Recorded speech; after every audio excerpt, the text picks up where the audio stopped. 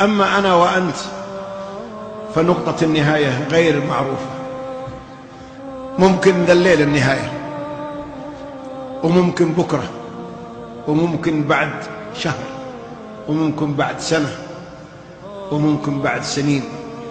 وما تدري نفس ماذا تكسب غدا، وما تدري نفس بأي أرض تموت.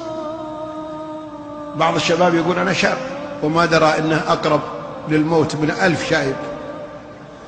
كم من شاب ركب سيارته وما نزل منها، وكم من شاب لبس ثوبه وما خلعه بنفسه، خلعوه مزقوه من عليه.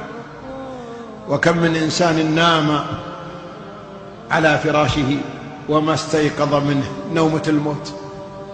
وكم من إنسان خرج من بيته ولم يعد إليه، من هناك شلوه على المستشفى، ومن المستشفى إلى المقبرة. وما دامت نقطة النهاية بالنسبة لي ولك غير معروفة، فيجب أن نكون مستعدين في كل لحظة لهذه النقطة. لا تقول أنا شاب، لا، ما للمقابر لا تجيب إذا رآهن الكئيب، حفر مسقفة عليهن الجنادل والكثيب، فيهن أطفال وولدان وشبان وشيب. كم من حبيب لم تكن عيني لفرقته تطيب، غادرته في بعضهن مجندلا وهو الحبيب. كم صلينا على أموات أيها الإخوة؟ واجد. ومتى يصلى علينا؟ كم عزينا في الناس ومتى يعزى فينا؟ كم سمعنا من أخبار الأموات ومتى نكون نحن الخبر؟ أجل ما دمنا نعرف هذه الحقيقة فنحن بين خيارين. الخيار الأول الصحيح والأمثل أن نستعد وأن نعتبر أنفسنا قريبين من النهاية. يقول صلى الله عليه وسلم إذا أصبحت،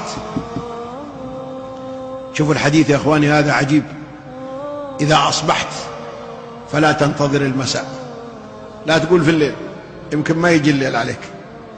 وإذا أمسيت فلا تنتظر الصباح يمكن ما تصبح.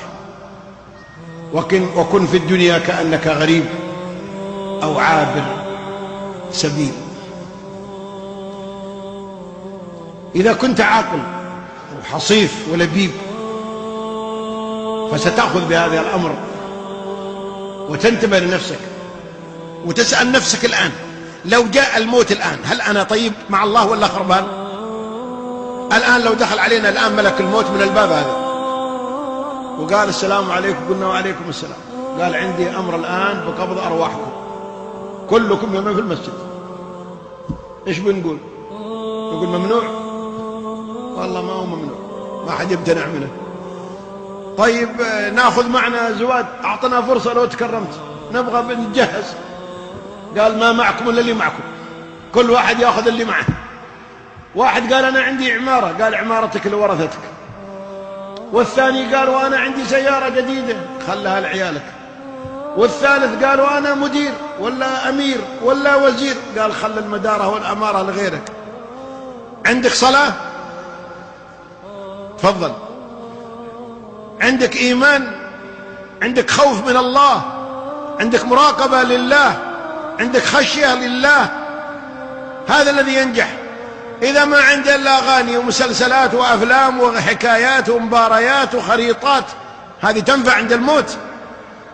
والله ما تنفعك ولا تسقيك شربة ماء. لا ينفع الإنسان في قبره إلا التقى والعمل الصالح. يا من بدنياه اشتغل وغره طول الأمل، وقد مضى في غفلة حتى دنا منه الأجل. الموت يأتي بغتة والقبر صندوق العمل. أجل إذا كنت عاقلا وموفقا فاستعد.